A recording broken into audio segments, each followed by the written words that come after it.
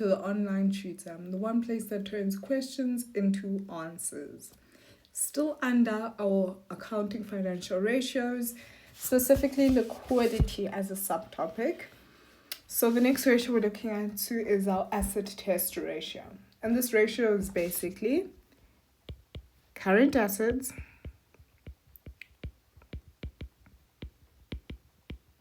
less inventories, which is also a current asset,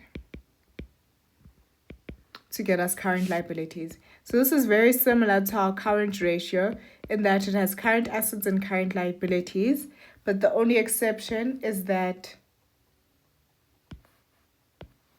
it excludes inventory. Okay, so in this ratio, we expect an answer which is x comma something is to 1. So here we usually expect it to round off to 1 decimal place. So please always read your question. It could be 2 decimal places, but usually it's 1 decimal place. Okay, and it should always be 1 is to 1. So our preference, or what we're looking for, is that our answer is 1 is to 1. Okay, we don't want it any higher or any lower, because if it's, for example, 0.5 is to 1, it means we have less current assets to cover our current liabilities.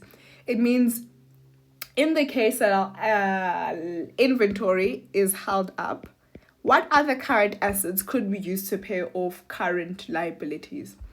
And other current assets is things like money. So what's in the bank, our cash and cash equivalents, our money. Another current asset is our debtors. Yes? But let's not include debtors for now.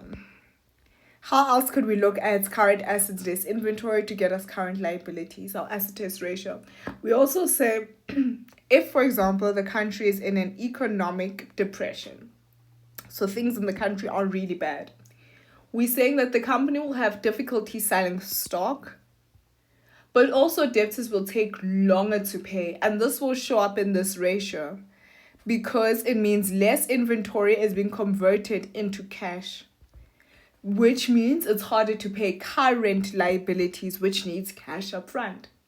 So it will show. So if the country is going through an economic depression, it will be shown in this specific ratio.